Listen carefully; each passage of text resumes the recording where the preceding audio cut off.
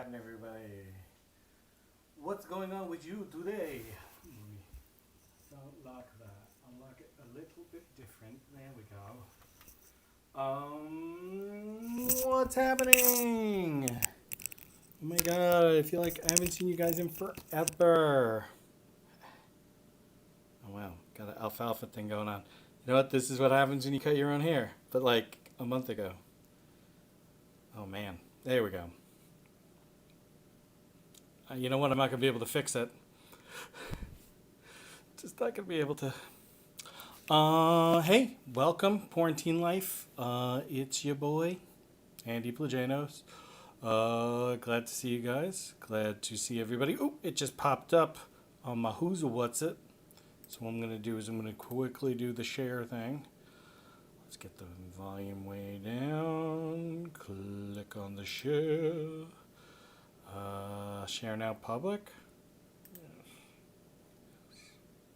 Here we go. That's always like the most awkward part of this, isn't it? I think it is. Welcome. Welcome to Casa de I should say Chez Andy, because I know more French than Spanish, that's for sure. That one spot of hair is really... It's just going to do that. And I was at work today. I was going to actually wear this shirt. This is actually a drawing I had Taz do for me. Thank you very much, Taz. This is beautiful. And basically what it is, it's me as a samurai, specifically Toshiro Mifune. In one of the samurai movies, I'm pretty sure it's Yojimbo. But she did me a solid, and then she sent it to me, and I had t-shirts made. So when we get back to doing shows, maybe, check me out. I have other shirts that I have made and sort of doing the t-shirt thing.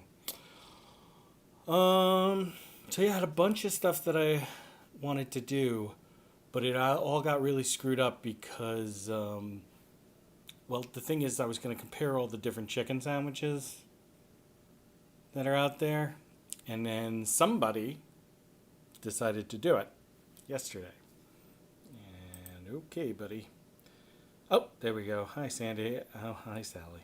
What's up, Rich? What's up, Gina? I think the lady who, somebody is going to have to help me out here. The lady who did the romper room. Let me turn this even further down because I can kind of hear it. Didn't she just pass away? I think she just did. The Magic Mirror lady news. Nope, I don't see it. The romper room. It was I always felt like it's funny. I have like a pretty common name, and I'm always like, they never said Andy. They never say Andy. I'd miss the ones that the times they said Andy. I mean, listen, I have the kind of name that it was like in the top 10, like in the lower half of the top 10 for like all of last century. So it's not like you don't know an Andy or an Andrew or whatever, but we're out there. But like I said, I had a bunch of things that I wanted to try out. But of course, I'm back to work because here we are, phase 2, right, guys? We've never really shut down. We just kind of limited being in the office. I make plastic parts, for those of you who don't know. I own a small plastic injection molding company. We're right by Chubby's in Deer Park, the deli, right by the Deer Park train station.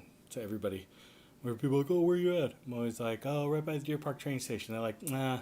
I'm like, Chubby's Deli? And they're like, oh, yeah. So we never really shut down, but I haven't really been going in, but now I'm going in more regularly. So I was in today, so I'm rocking my Geek Orthodox t-shirt. I was going to, but that's all white. I like white tees, though. I'm just that kind of guy. A little tea break. Oh, do we see that this is a Donald Duck? Love my Donald. First and foremost, I was going to do something with my clarinet. Because I know you guys like the music, but I can't. There's something up with the reed, and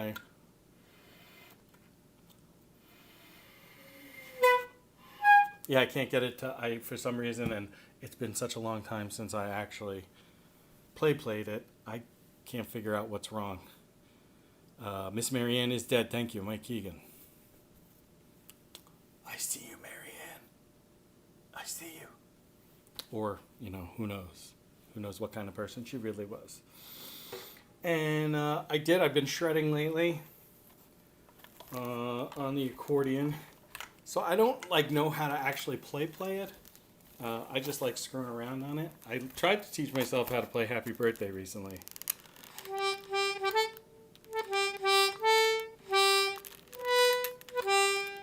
Yeah, it'd take me even longer.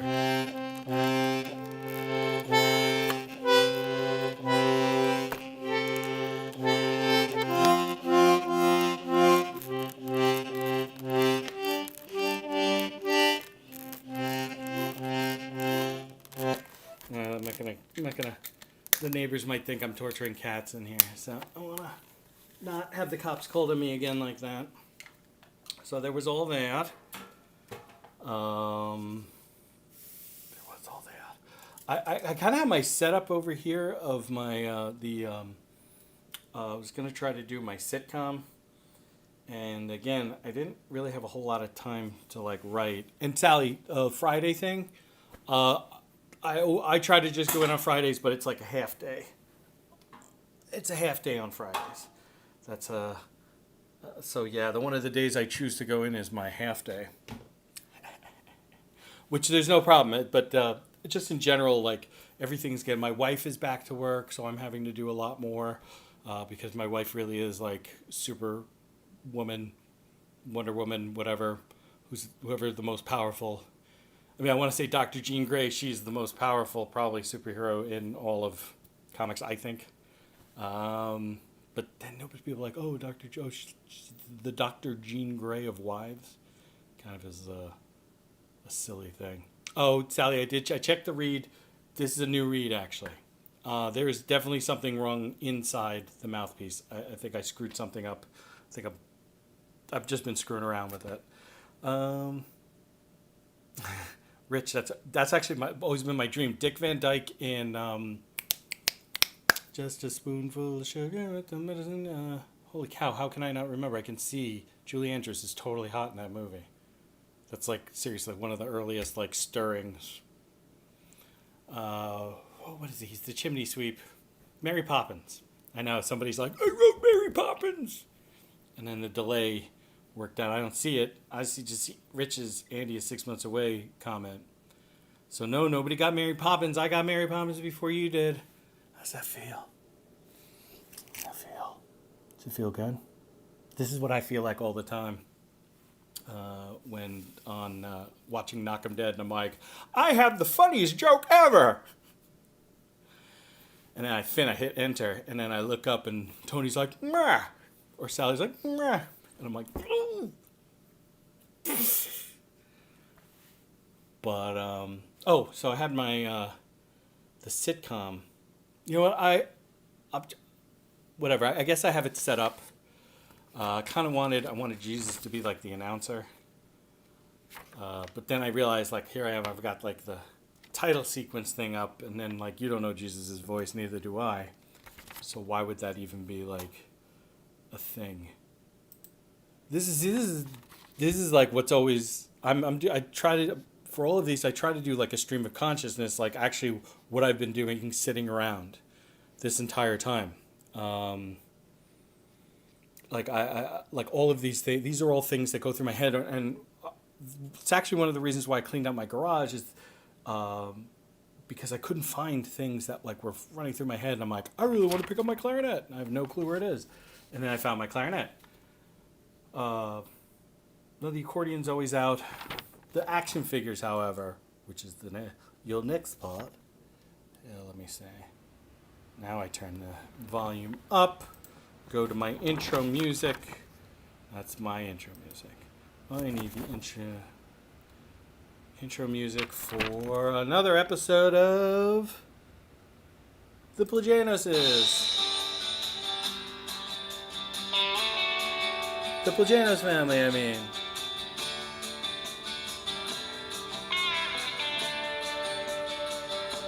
So you don't get the super fancy Tim Saliani treatment here, like all the video effects and everything. Alright, so here we go. Hold on. So this is going to be like on a very special episode, and I've got this going on, and then why is this not working now? Are you kidding me? There we go. Right, like oh, and then I was going to have like the oh and what going on, wife? Like oh, nothing. Spider-Man was just here checking the water heater. And then I didn't have anything else written past that. That was it.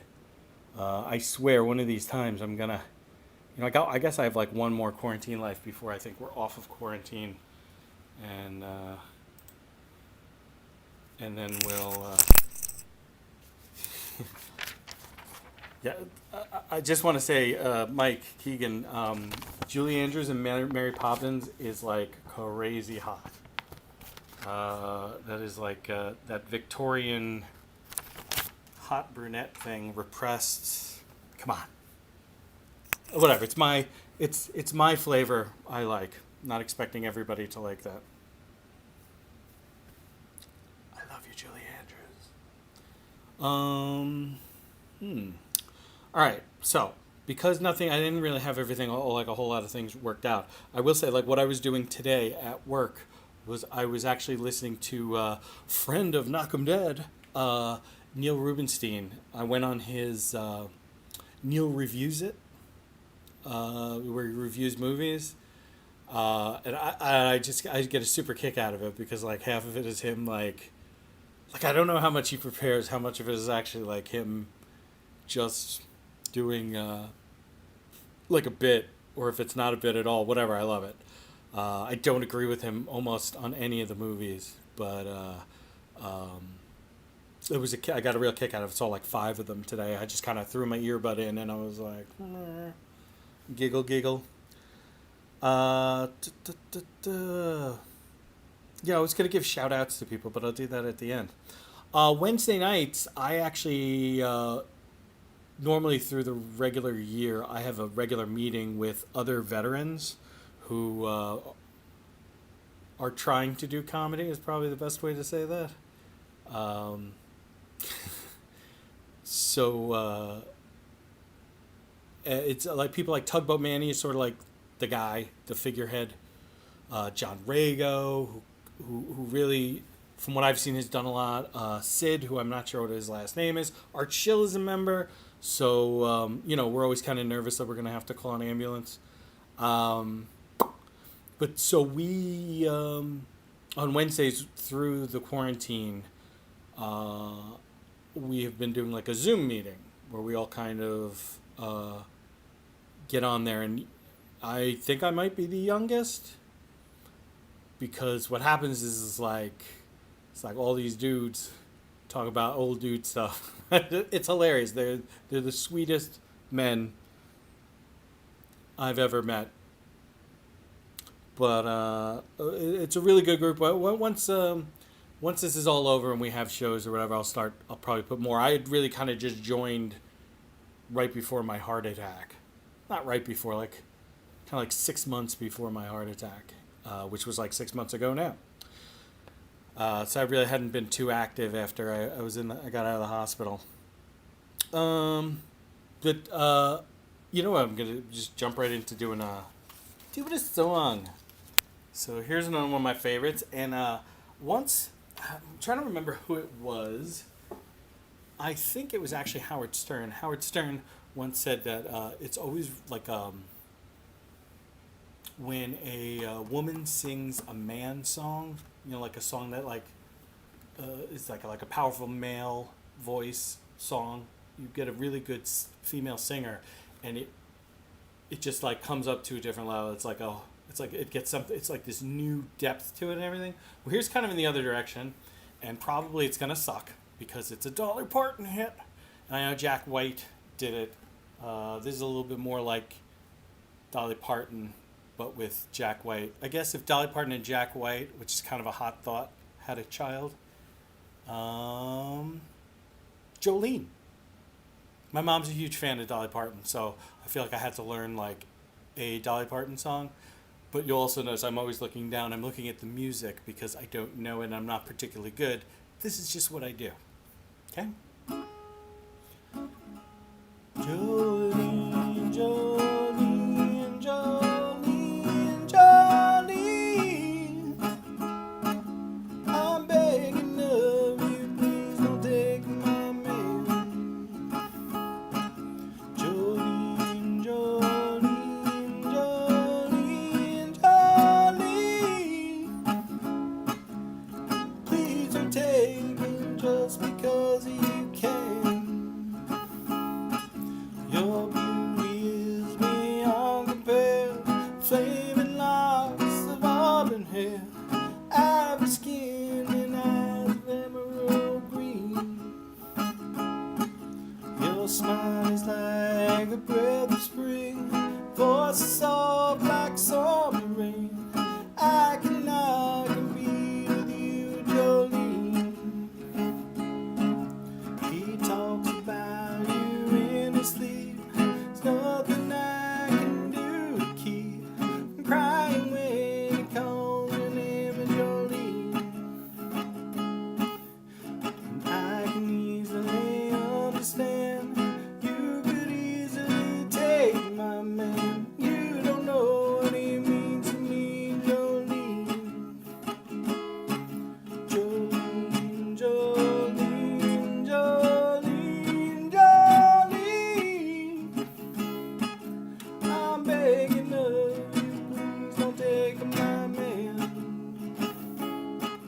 Jolene, Jolene, Jolene, Jolene. Please don't take him just because you can. You could have your choice of men. I can never love again. He's the only one for me, Jolene. I had to have this talk with you. My happiness depends on you. Whatever you decide to do, Jolene. Jolene, Jolene, Jolene, Jolene. I'm begging of you, please don't take my man. Jolene, Jolene, Jolene, Jolene. Please don't take him just because you can. There we go. Jolene, don't take my man. One of my it's a fantastic. There's a great thing on the internet somewhere on YouTube. You can find it. It's somebody took the original record record, the 33, the LP, and they played Jolene, and then they took it and brought it down to, oh no, I'm sorry, the 78, and then they brought it down to 33, and so it's slow, but it's the rhythm in there and everything, and it's super creepy. It's a Jolene, Jolene, Jolene, Jolene. It's pretty fantastic. I would take a look at it. And on that note, totally stream of consciousness kind of thing is find the isolated vocals of Shelter Me by the Rolling Stones. So just get the vocals. You'll hear the music kind of in the back because, of course, the recording was done so differently back then. And the backup singer does this crazy thing with her voice towards the end, like the rape, murder, like she does this like murder, like it's crazy. So if you haven't seen it, do check it out, find it. Maybe I'll post on Facebook so anybody who's like friends with me can totally see. And those of you who aren't, fuck you. You should be friends with me, please. Oh, it's our 6-month anniversary, Taz. I don't even know like a good. I'm always good with like the like when something is over. I'm always like I always do the Boys to Men song like how do I say goodbye to what we had. So I don't know what a good like. Oh, like I don't even have a funny thing to say. You've broken me. So is that so like I was sitting at work and I'm like, what am I gonna do? And so figured to talk a little bit about like influences, like people who I know before I've said that I hate when somebody asks you, what's your Mount Rushmore of comedy? And I know it's like a like like it's a good conversation thing or whatever, but like to get things down to four people for somebody as big as comedy, for anybody who had like where comedy is like super important. I get nervous when I hear somebody just say like one. No, no, let me just one. And you're like, oh, and it's funny if it's a comedian, then to like listen to their shit and be like, are you trying to be George Carlin? Because that's another thing is like a lot of times the people who are like fantastic, like Carlin, Richard Pryor, whatever. Like we can all kind of do a shadow or an echo of what they're doing. Impossible to like, not that you'd want to do a complete rip off, but but I feel like sometimes there are people that are doing that, and it's impossible because those people were so special. Actually, that was one of the videos I actually watched at work. Was Johnny Carson had George Carlin and Richard Pryor on one of the Tonight shows in the 70s, and so I watched that at work today, and it was kind of like a really cool thing to watch. Oof. The so yeah, so just a couple of things like Marx Brothers is my favorite. That's Three Stooges and Marx Brothers are the two like comedy things that I remember earliest because my dad always had like some kind of like black and white stuff. Laurel and Hardy also like Abbott and Costello, like I just remember all of the black and white stuff on a Sunday morning. Yeah, I remember there was like nothing on TV on Sunday mornings, and my parents were divorced, so we would every other weekend we spent at my dad's, and those Sunday mornings we would sit in front of the TV while he woke up. Now, he worked nights, and his schedule was all screwed up when the weekends he had us, but we would sit there and like watch all the Three Stooges, Laurel and Hardy, Marx Brothers. And I just feel like like everything about them is everywhere at this point. Monty Python was a huge influence. I literally just saw a friend of mine post from several years ago where we had a discussion about the cheese shop, and he was telling me how his daughter had cheese shopped him while they were playing, because they were playing Ice Cream Store, and she's like, "Hey, Daddy, what you want?" And he was like, oh, vanilla. And she's like, we don't have any vanilla. She did it with like every flavor, which is hilarious. Hilarious. But, yeah, Steve Martin, Bill Murray. Like, I always think I'm pretty like down the middle. I've never been somebody who's like into something that's like so off the beaten path. Peter Sellers was a huge influence on me. And there is a movie that not a lot of people remember or a lot of people know. It's called The Party. May have said it before, but you should find The Party. It is hilarious. Oh yeah, I was gonna kind of go like briefly into to like how like because I've been thinking about this. I've been writing a lot. And what I do, kind of like what my process is my day typically starts with the newspaper, with the New York Times. And I read through, and the entire time I read, and like, for knowledge, but I usually end up at the end of almost sentences trying to think of like, what's the opposite of what just happened? What that sentence said? What would be true if the opposite of that was true? And this is like I'm drawing this out. But this happens like in a second. I end up laughing at the paper a lot, which is really, my wife is like, "What are you laughing at?" Like this one, okay, because eventually, without there being mics right now, this one's the you guys heard that Cops. This was an article about the TV show Cops was canceled, right after God knows how many years. There's nobody out of the Long Island comics that would ever do a famous person set, that would be shamed upon, and also you could lose a contest. Watch out, Bozy. You're going to get blocked by somebody if you keep up with that kind of statement. But so, Cops gets canceled. So the title of the article was like, civil rights group is happy or whatever, like that Cops is canceled. So you read it and it's like, apparently there's a civil rights group.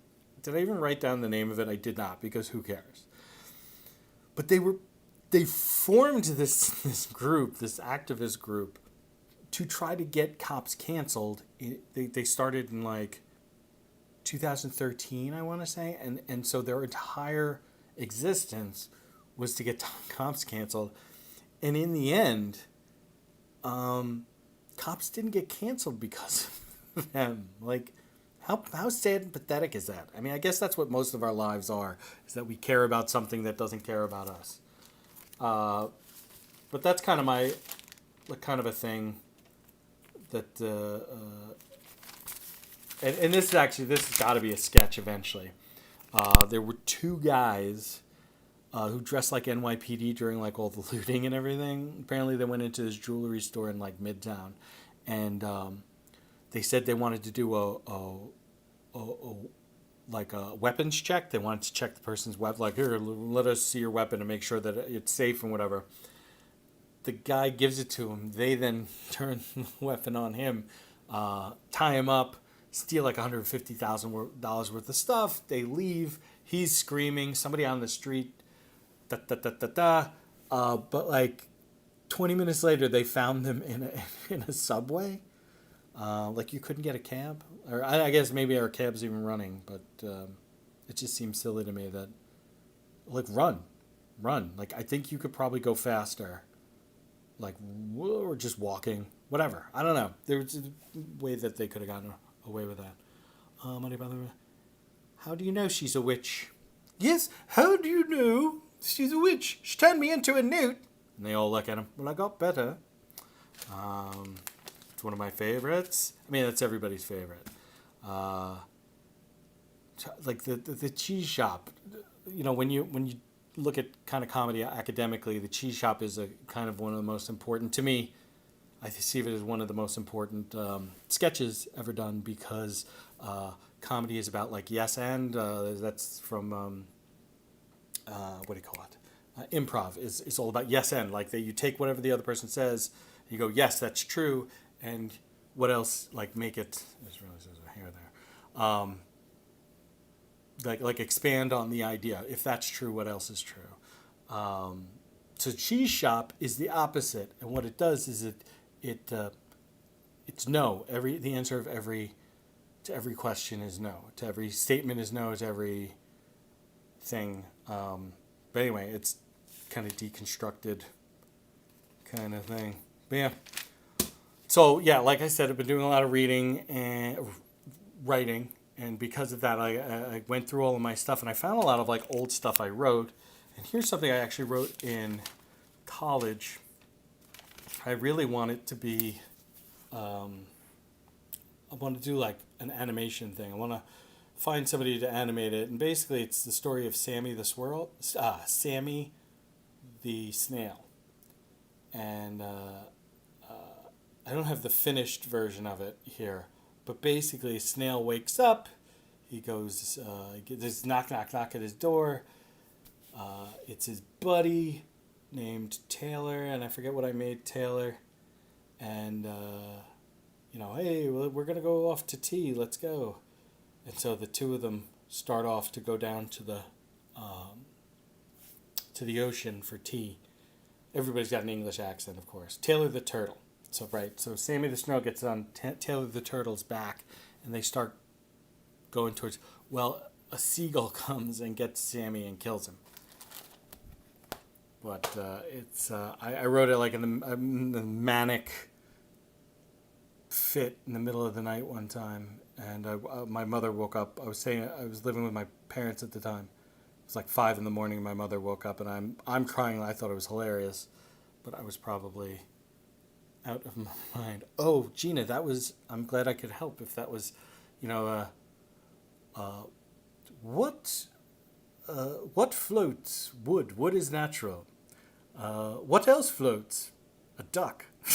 and so that's why they decided to throw her into the water.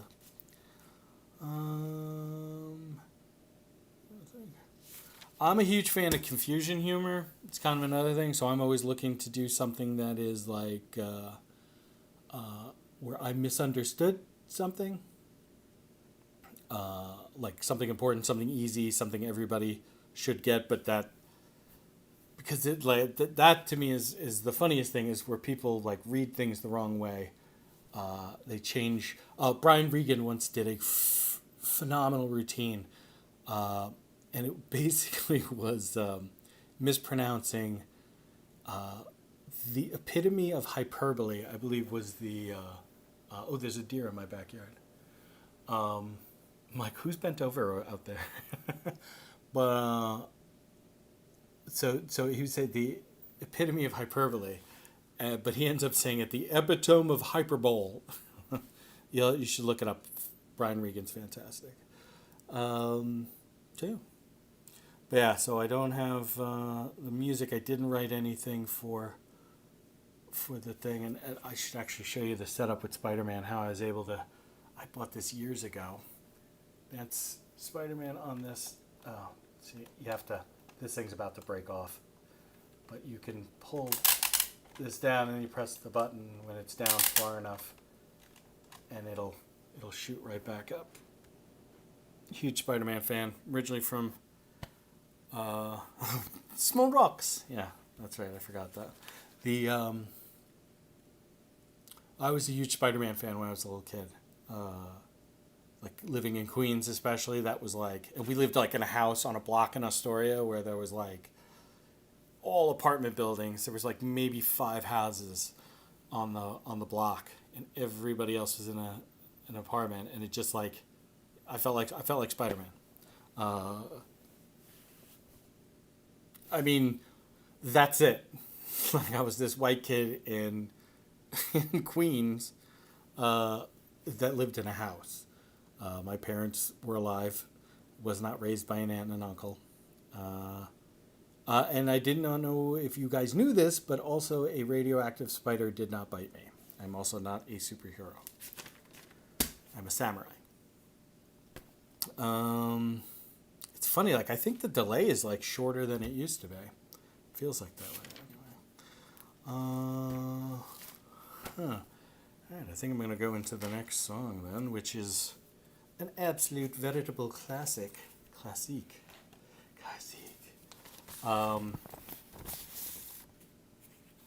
So I wasn't raised with like any kind of like real musical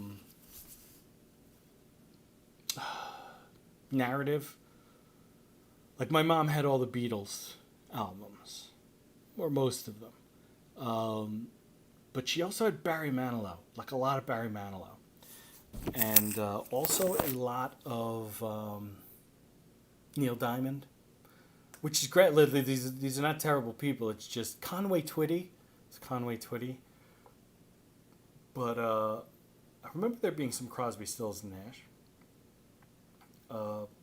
My dad listened to 101.1, but usually only when like the doo-wop stuff was on. So we'd be, Frankie Valli and all that. And Sherry baby. Hey, Mandy Jones. I just feel like Mandy is like my little sister. It's like fantastic. One of my favorite people that I've met in this crazy comedy game. So Bob Dylan. I wasn't introduced to Bob Dylan until I was in high school. And like I love Bob Dylan. I mean, my favorite band of all time is Pearl Jam. I feel like Pearl Jam, their music is like the soundtrack of my life. But I also think that to a certain extent, Bob Dylan is the soundtrack to the history of the world, like almost. Like, not to get too crazy. But like I didn't get to Zeppelin until I was in high school. I remember like all around us, everybody was into Rush, and I when I learned about music, like actual like the process of music, Rush is great. I don't like Rush, and no amount of listening to them, because I've had like all my buddies throughout the year. No, you gotta listen to this album. You gotta listen to this song. That's a 7-8 time signature, like a 15-16 time signature. And I'm like, I don't care. I don't like it. Same thing with Yes. Now I'm a huge Pink Floyd fan, but Yes, I just could not get into Yes at all. Kanye Twitty. Yeah, that would be great. That would be phenomenal if somebody could, like, if somebody was talented enough to like do Kanye West doing Kanye Twitty like as a mashup. Go through and take up a bunch of different like just mash together different names like Taylor Swift and somebody else, and like make some other James Taylor Swift, maybe something like that, and like what Jeopardy does with some of their who's and what's it. But anyway, again, not particularly talented when it comes to any of this, but I know what I like, and I what I enjoy doing, and this is what I've been doing. I pick up the guitar and I start to sing the songs I like. I actually learned what few chords I know just so I could play the songs. There are chords that I can't do an F chord, so it's like actually most Bob Dylan music I can't play. But this is not Bob Dylan. This is Bob Dylan's backup band, the band. This is The Wait, and this is a song that I actually like through most of my life, through most like literature and music and whatnot. It's sort of like the traveler, or the guy who's trying to get back home, like the Odyssey, Homer's The Odyssey. I know I'm losing some people here.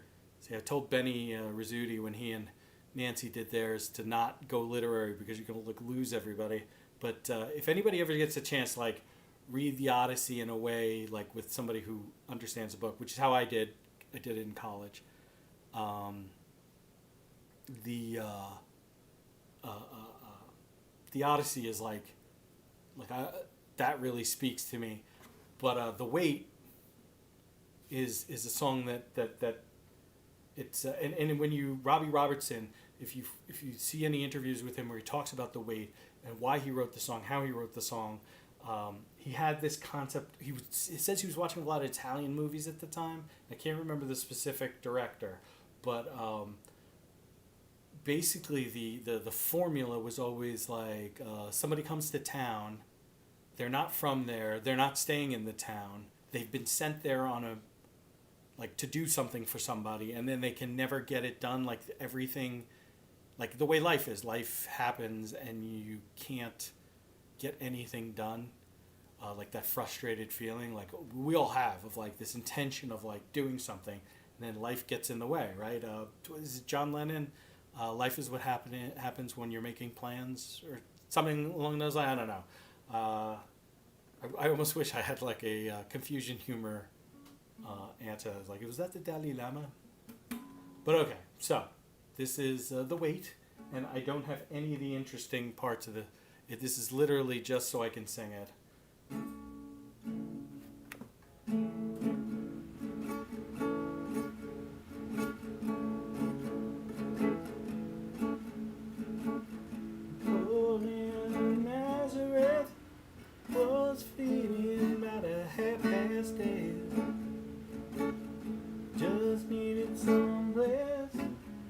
Where I can lay my head, and Mr.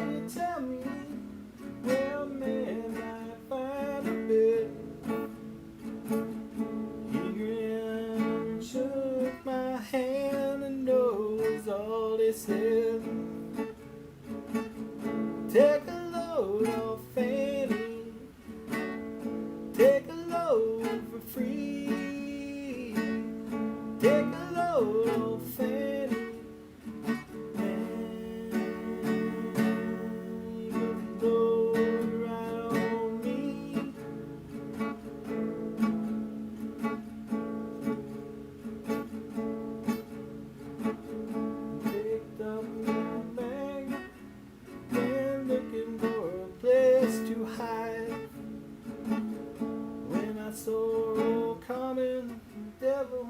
Walking side by side, I said, oh, hey, come on, let's go downtown. She said, I gotta go, but my friend can stick around. Take a load off Fanny, take a load for free, take a load off Fanny,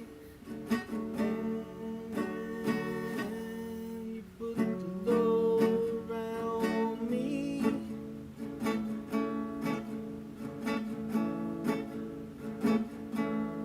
There's something definitely wrong. You know, I'm just gonna stop there because this is bothering the crap out of me. Oh, and I love that song so much too, Sally. That's like, it's and it really is like half of my life was spent just like in this nomadic. Like I've always felt like I don't belong. Like I am the outsider. I'm the new guy. Everybody's always telling me how great it. Oh, dude, you just missed it, man. It was awesome right before you got here. And you know, like, what's great is the Muppets, the band from the Muppets is completely based on the band. And Dr. John, Mac Reminack, who passed away last year, I think, who's Dr. Teeth, that's Dr. Teeth. But I think, right, like, isn't, what's his name? The red guy with the mustache. I think that's supposed to be Robbie Robertson. And I think Janice is supposed to be Joni Mitchell. So, is that the Wait a Minute Chester? Yeah, Wait a Minute Chester. Yeah. FedEx, look at Mark Cohn talking about the first time he heard the Wait on the radio and how it changed it. Yeah, well, you know, the true memory of like, I thought the name of the song was Take a Load Off Fanny, of course, or Fanny, or something along those lines. And if it, this is going to be like people of a certain age kind of thing, that was the song that was playing. Like, there's these two hippies, the commercial is two hippies in front of a van, and take a load off Fanny. And one guy goes, is that Freedom Rock, dude? And the other was, you know it is. Well, then turn it up. And they go into like, you know, Freedom Rock, all the great hits of the hippie movement, Woodstock, and blah, blah, blah. Yeah, listen, the chicken sandwich thing needs to, I'm really jealous that I wasn't. And then he mentioned he was going to do fries, and I'm like, well, I guess I can't do the second half of my show tomorrow. So that Rich has something to do in 2 weeks. Because I have the day after you on that one, too. But yeah, it's fun. Like, my wife gone back to work and everything, but she took the girls to the beach today. We're very lucky. We live in East Setauket, and we live, literally it takes us between 5 and 10 minutes, depending on if we get stopped at a light, to get to West Meadow Beach, sort of like Oldfield / Stony Brook. It's a great beach. A very North Shore of Long Island beach in that it is covered in rocks and broken shells, and you need to like really want to go in the water if you're gonna like walk on all of that and the dried seagrass and everything. It's just so painful. There is a cedar beach on the North Shore, which is another one that's in Mount Sinai. And that's another one. These North Shore beaches, which are just like, you know, the glacier that formed the island, just dumped all of the crap on the North Shore. Um, but she takes them to West Meadow Beach, and it's kind of funny in that it's not even on a clear day. Any day, you can see the Northport smokestacks, like you're facing them. I mean, it's not like they're like right there, but they are like, off in the distance. I used to do a thing, the first bit of like 7 minutes that I did. One of the things I would say was, I'm from the North Shore of Long Island, which does mean I'm better than you. We don't have a lot of waves on the North Shore. All the big waves are the ocean beaches on the South Shore, which is great. There's no big waves on the North Shore, thank God, because all that like medical waste flying at you would be terrifying. But and that's why that's not in my routine anymore. I'll dust it off every now and then, though. Yeah, I guess maybe I'm start to wrap it up. 47 minutes. I can't believe I made it this long. I'm not gonna lie. Every time I'm like, I do not know what I'm going to do. This is going to be terrible. Everybody's going to hate me at the end of this. And that's, like, don't we all have, I mean, anybody in comedy has, like, some sort of, mine is like, accept me, please, please. No, I'm only kidding. I don't care. So, yeah. My next one is in 2 weeks. So I swear I'm going to have something good. And my daughters, I've asked them if they want to do something, and they do not. Like, they originally they did, but not so much. Maybe the next time I will try to do a cooking show. I want to go ahead and say, since we are at the end, the people that I want to thank, I want to make sure I wrote down some people because Sally O'Neill, who has been keeping all of this completely together, I think, this quarantine life, even though some people be dropping out at the last second and such, which happens. I mean, I would never do it. Only kidding. I wouldn't. Tony. Tony has been really fantastic, and see, it's funny because I have it's always like I always think to myself, like, nobody sees like the interaction that you have with these people when you're not like here, or like when I'm like, I'm trying to be funny on Knock 'Em Dead. But like just had some really great back and forths and here and there. It's not like we talk every day. It's not like it's like you hang up first. No, you hang up. Not like that. But they've been really, really, really decent and nice to me. Danielle Asher, Eric Shevland, Ashland on Wednesdays from 11 to question mark. Because, Tony and Sally are doing the Monday, Tuesday, Thursday, Friday. So I was super impressed that Richard Rader was able to like rattle off Monday, Tuesday, Thursday, Friday. Like, see, I can't even, I want to say Wednesday. That's so on the regular. No Rhyme, No Reason, which I don't know if I'm going to be able to when the quarantine's over because I'll be having to watch it when it's not live.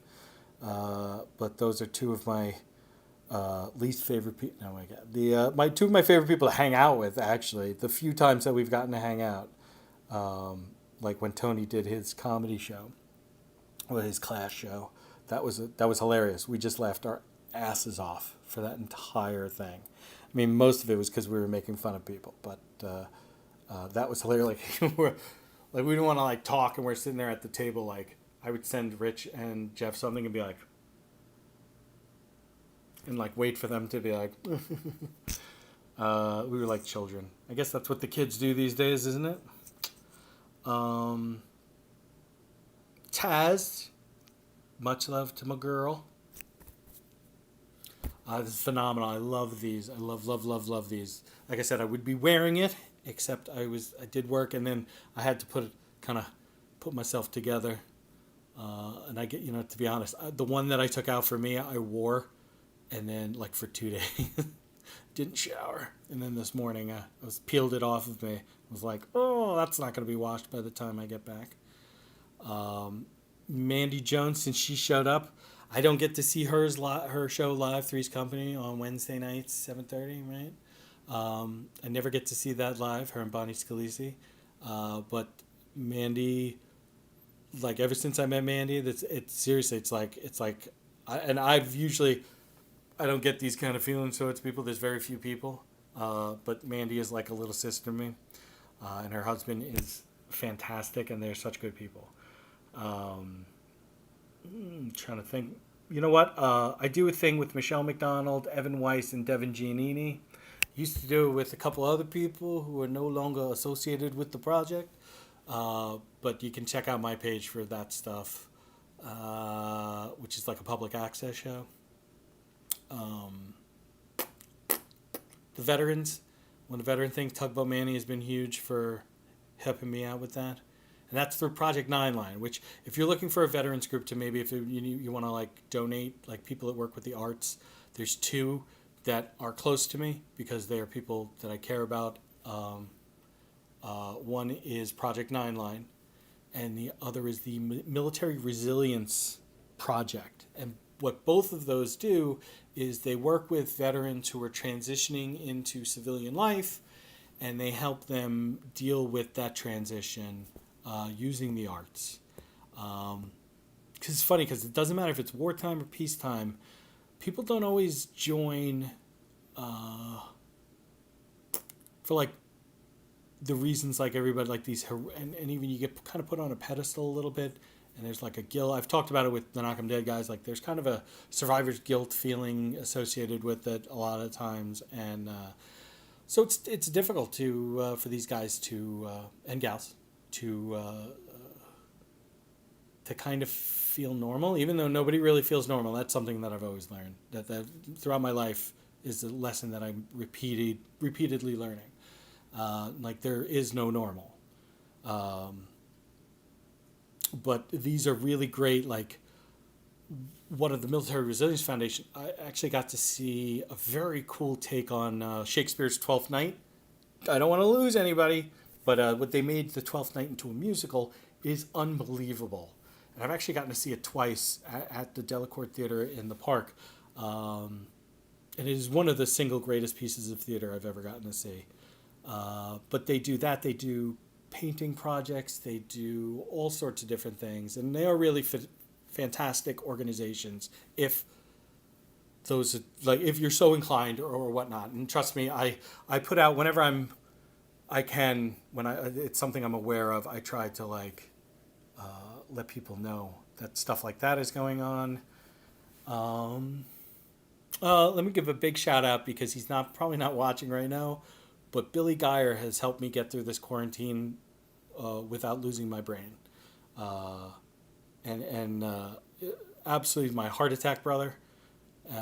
We send jokes back and forth to each other and get good suggestions from each other to how to like it's workshopping a joke.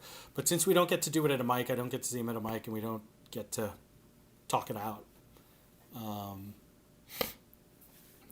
But oh my God, I think I was starting to go crazy, and Billy just calls me and is like, "Hey, what's up, man?"